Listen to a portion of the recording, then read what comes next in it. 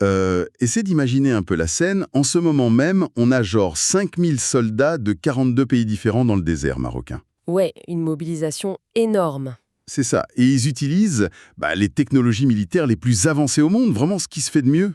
Sauf que samedi dernier, tout ce filet numérique à plusieurs milliards de dollars a complètement lâché. Ah oui, c'est vraiment le constat super alarmant d'un récent rapport publié par le média Tawassol.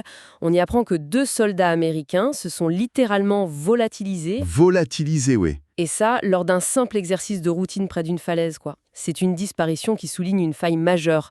En tant qu'analyste, j'en suis restée assez stupéfaite. Je suis complètement d'accord. Et c'est justement l'objectif de notre décryptage aujourd'hui. On veut aller au-delà du simple fait divers. Mais face à un simple environnement géologique. C'est précisément là que je bloque. Je veux dire, on a des drones qui quadrillent le ciel de la région de Tantan. On a des satellites qui, en théorie, peuvent lire une plaque d'immatriculation depuis l'espace, quoi. Oui, et des soldats équipés de traceurs en dernier cri. Exactement. Alors comment 2 hommes peuvent s'évaporer près du Cap Dra sans laisser la moindre petite trace numérique? C'est pas logique. En fait, la réponse, elle se trouve dans la topographie de la côte atlantique. C'est de la physique des ondes, toute bête, hein.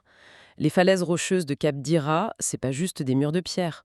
Beaucoup de ces formations côtières sont très fortement minéralisées. Ah, d'accord, je vois le genre. Et ces minéraux créent ce que les ingénieurs appellent des ombres radars. C'est un peu comme essayer de s'orienter dans une galerie des glaces avec une grosse lampe torche, non? C'est une super analogie, ouais. Les signaux radio et les ondes GPS, ils rebondissent de manière chaotique. Individus dans une nature hostile. Ce qui nous ramène à une réalité qui, je trouve, dépasse largement le cadre militaire.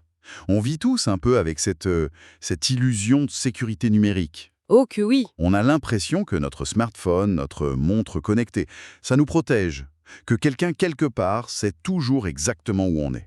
Cette disparition, elle rappelle brutalement que la technologie, même la plus chère du monde, elle crée juste une bulle de confiance super fragile. Ouais.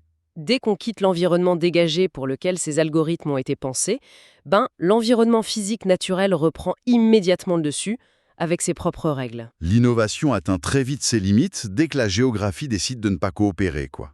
On est passé d'un scénario de guerre hybride digne du 21e siècle à une lutte primaire. Une lutte incertaine, remplie de zones d'ombre. Tout à fait.